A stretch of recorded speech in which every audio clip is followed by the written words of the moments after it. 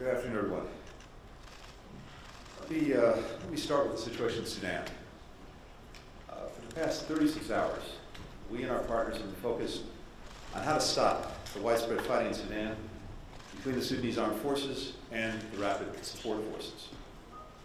Indiscriminate military operations have resulted in significant civilian deaths and injuries and are recklessly endangering the Sudanese people, diplomats, including U.S. personnel, and humanitarian aid workers.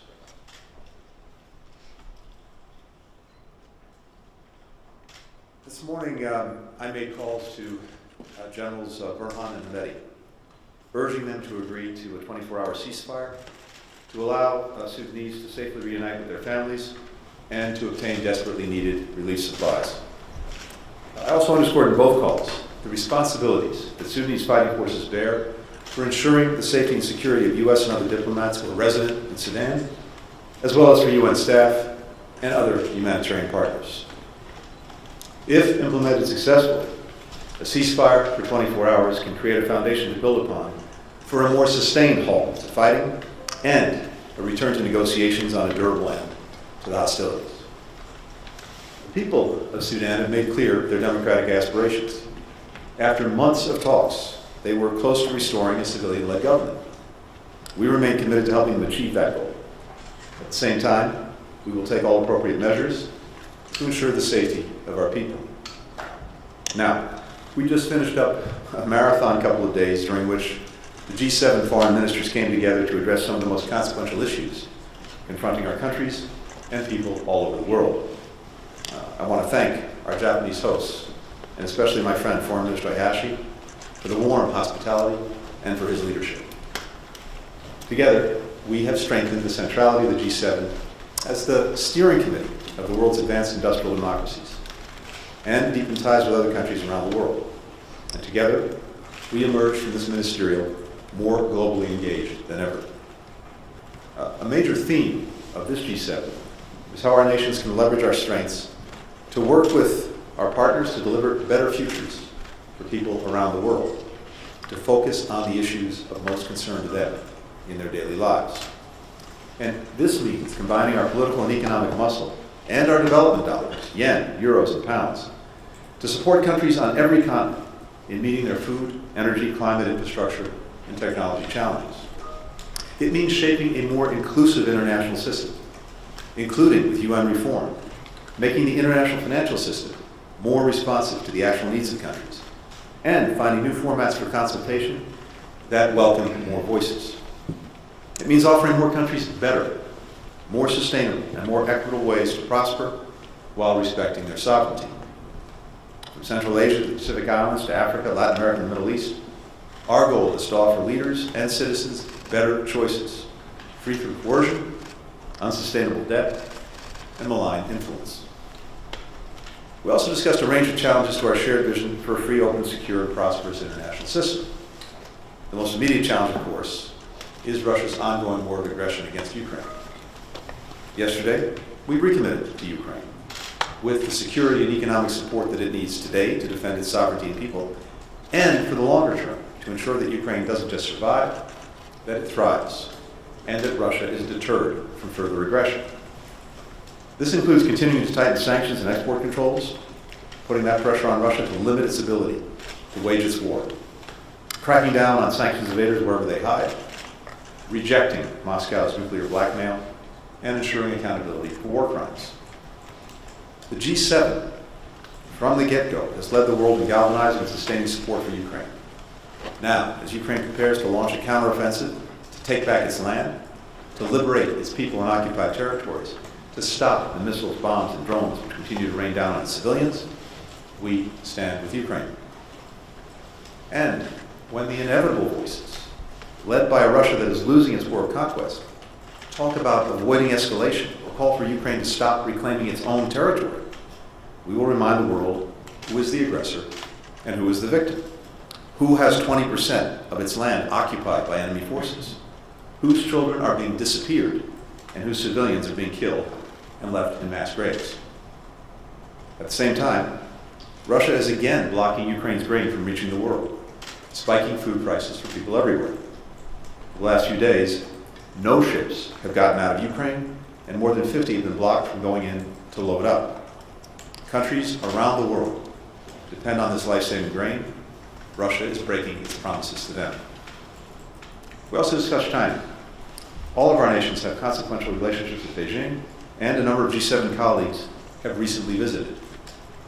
What struck me in hearing the readouts of those conversations is that we are resolved and united in the need for candid discussions with Beijing about its unfair trade practices, its actions that undermine the international rules that all nations benefit from, and the risks if it breaks its word and starts arming Russia.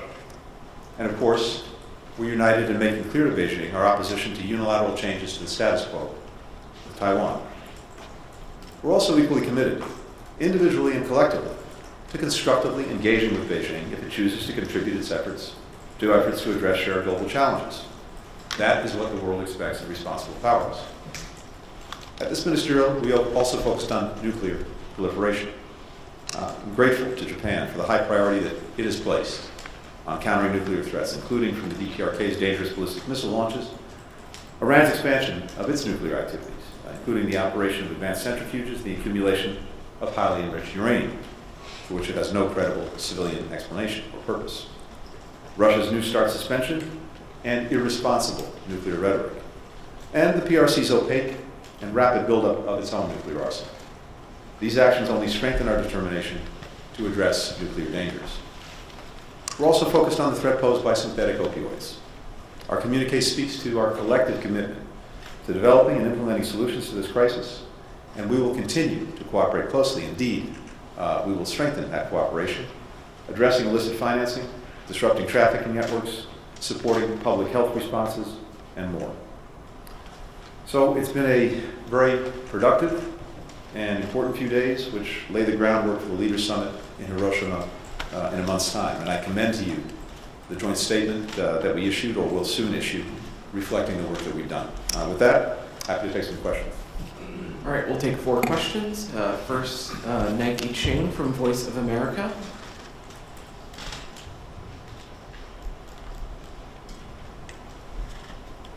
Nike, how are you?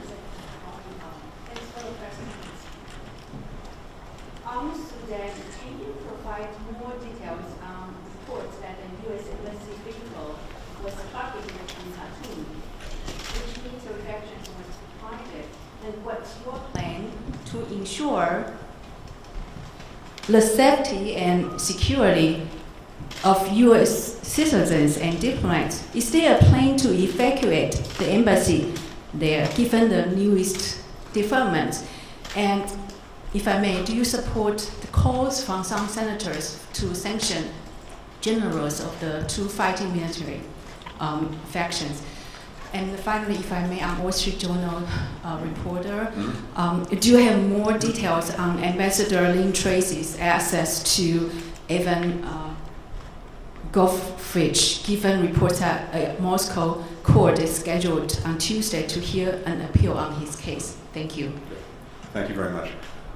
With regard to Sudan, look, I'm limited in terms of the details and what I can get into from here, but I can confirm that yesterday we had an American diplomatic convoy that was fired on. All of our people are safe and unharmed. But this action was reckless, it was irresponsible, and of course unsafe.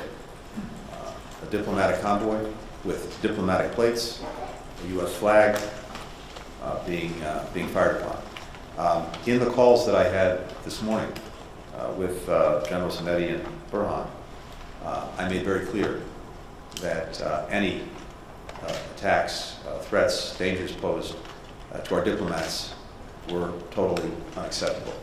This particular incident is still being investigated in terms of understanding exactly what happened.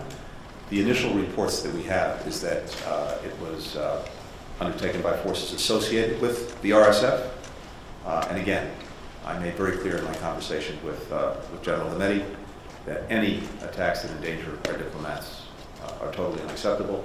And I shared the same with General Burhan.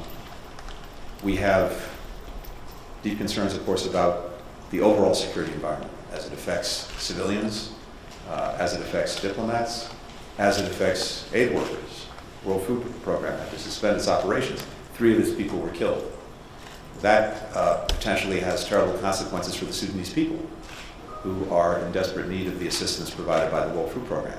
That only underscores the imperative of getting a ceasefire and putting Sudan back on the track that it was on, which was talks and negotiations toward the restoration of a civilian-led government.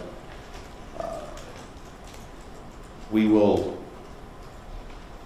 continue to track this very closely and very carefully. My number 1 priority, of course, is the safety and security of our personnel. I'm in very close contact with, as is my entire team, with Ambassador John Godfrey and our entire team in Khartoum. Again, I won't go into any details except to say that we are and will continue to take every responsible measure to make sure that our people are safe and secure. We're also in very close coordination with other countries that have influence in Sudan. I've been on the phone with counterparts from the United Arab Emirates, Saudi Arabia, United Kingdom, to make sure that we're coordinating carefully. Our team as well has been in very close contact with the African Union, with other international organizations, again, to make sure that everyone is coordinated and that we are channeling the shared determination among the international community to get to a ceasefire as quickly as possible and to put Sudan back on the track of talks, negotiations, again, to restore civilian-led government in Sudan. But first things first, the imperative is getting quickly to a ceasefire so that the guns stop firing, people can move about safely, reunite with their families, get the assistance they need, and all of us can continue to engage in supporting Sudan as it makes its transition. With regard to Evan Gershkovich, yes, Ambassador Tracy and our Chief Consular Officer were able to see Evan in prison in Moscow. I can report, based on what Ambassador Tracy has said, that he's in good health and good spirits considering the circumstances. We continue to call for his immediate release from this unjust detention. We'll next go to Tetsuo Shintomi with Kyoto News. Thank you, Secretary Blinken. I would like to ask on the nuclear disarmament and non-proliferation, which is of big interest among Japanese people. As you know, Japanese Prime Minister Kishida has expressed his hope to discuss on the world without nuclear weapon at a coming G7 leader summit.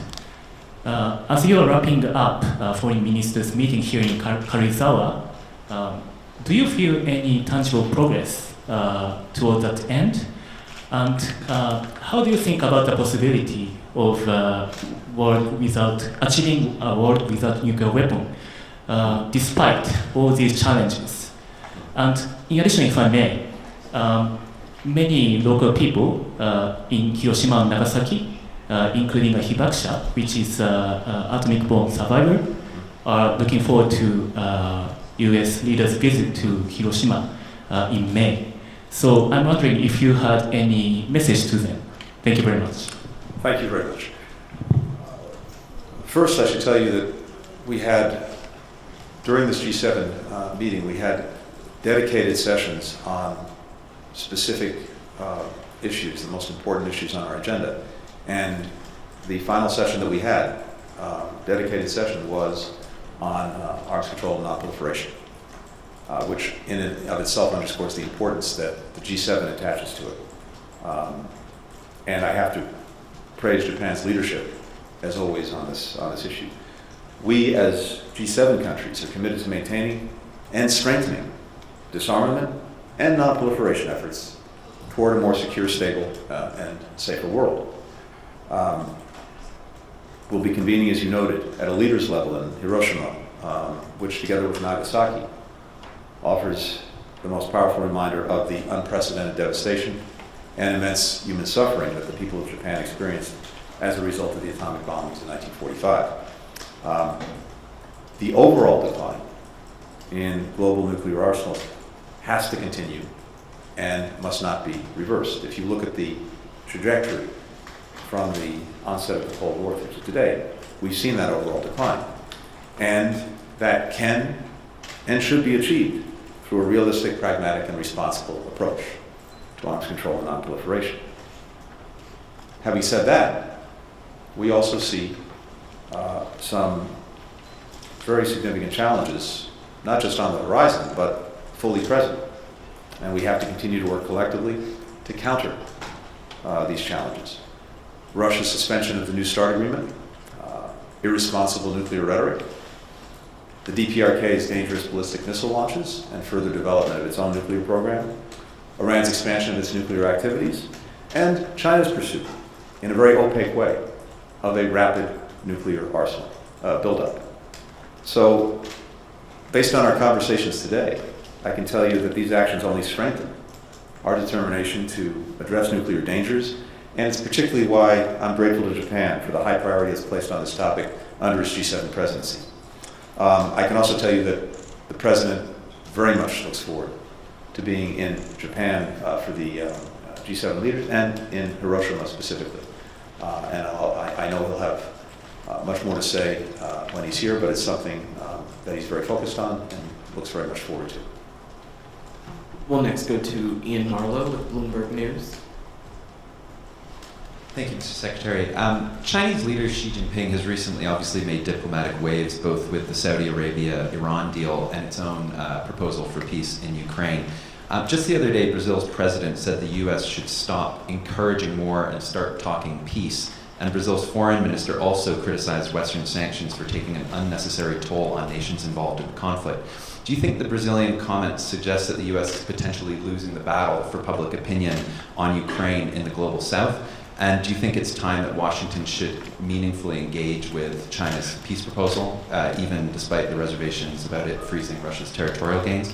And secondly, it's just on China. It's been weeks since Biden said he would try and speak with Xi, and there's still no clear plan for your own previously postponed trip to Beijing. Given your own G7 counterparts are visiting China and urging engagement, do you think it's time the U.S. started more substantive, meaningful engagement with senior Chinese officials, or do you think Beijing's unwillingness to engage is holding that back? Thanks. Thank you. A few things. First, just speaking to the G7 itself and what I heard here and what we've been discussing over the last few days.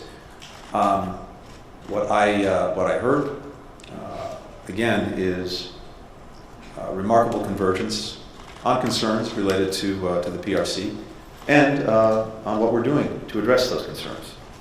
And I think some of you heard my counterparts speaking to that directly, and I'd also invite you to read the joint statement that we put out that reflects very well the shared approach that we have to China, both the challenges it poses, as well as the need for engagement that we all see and share. But in general, over the past few years, what I've seen, not just in Europe, but also in Asia, is much greater convergence on the approach to take to China, which for all of our countries is among the most consequential as well as complicated relationships that we have. We believe, the United States, that having lines of communication, being able to engage across the broad range of issues that animate the relationship is important. And we also believe that countries around the world expect us to manage the relationship with China responsibly. And that starts with engagement, with having lines of communication. That's exactly what President Biden sought to reinforce in Bali when he met with President Xi. And my expectation would be that we will be able to move forward on that. But it does require China to make clear its own intentions in doing that. We'll look to see if they do so, but if they do so, my expectation will be that we will find ways to engage as the presidents agreed during their Bali meeting. Beyond that, I'm not going to speak to any individual countries. I can just say more generally with regard to Brazil that President Biden, President Lula had a very good meeting when President Lula visited the White House. I think his first, or certainly among his very first visits to any country. Final question, Ryo Kiyomiya from Asahi Shimbun. Thank you, Secretary Blinken. Welcome to Japan. I have several questions on Taiwan and the engagement with the Global South. First on Taiwan, French President Macron said in his interview that Europe must not be a follower of either the US or China on Taiwan. And we heard that there was some discussions on this comment during the ministerial meeting. How much are you worried his comment may undermine global support for Taiwan? And do you think they represent perhaps a small victory for Xi Jinping in China's effort to divide Europe and the US on foreign policy issues? And secondly, on the Global South, to address the challenges of Russia and China's influence in the developing world, how do you mean to offer an alternative to China by engaging more with the Global South? And also, what kind of role do you expect Japan to play in increasing engagement with the Global South? Thank you. Thank you very much. With regard to Taiwan, there is clear unanimity in the approach that we're taking with all of our G7 partners and many other countries around the world. And that is an expectation that any differences be dealt with peacefully and that neither side take any unilateral actions that would disrupt the status quo that preserves peace and stability. That is clearly what every single one of our G7 partners believes. I think it's reflected well in the G7 statement that we're putting out today. And again, a number of partners spoke directly to their views, to their country's views on the broader relationship with China and the more specific question of Taiwan. And as I said a moment ago, in my experience, we actually have not seen greater convergence at any other time in the approach than we see now, both with Europe as well as with key countries in Asia. With regard to what's called the Global South, I think if you look at the discussions that we had just over the last 2.5 to 3 days, the vast majority of the time was spent on looking at the issues that are actually affecting people's lives around the world and focusing, as I said, on how we can leverage our strengths to deliver actual solutions on the issues that, as I said, are having an impact on the lives of people around the world, as well as in our own countries. So look at what we spend our time focused on and developing concrete action plans on: food security, energy and climate change, health security, building infrastructure that addresses the needs of countries around the world, catalyzing more investment from the private sector, broader and more inclusive economic growth, international financial institutions that actually respond to the needs of countries around the world. That was probably 2/3 of the discussion that we had over the last 2.5 days, and I suspect that you'll see the leaders do the same when they meet in a month's time.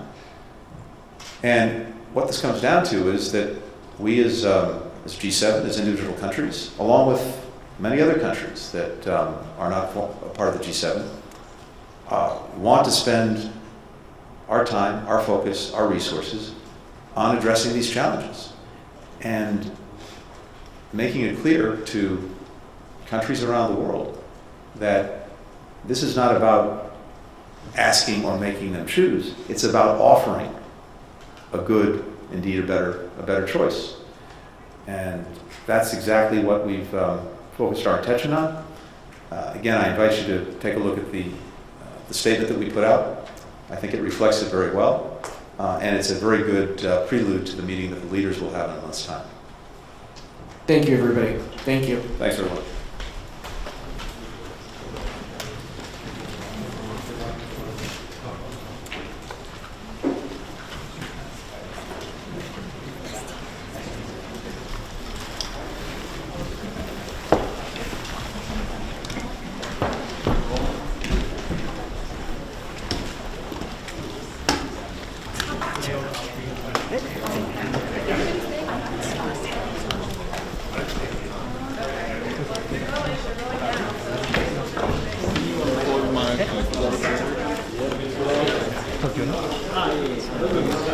I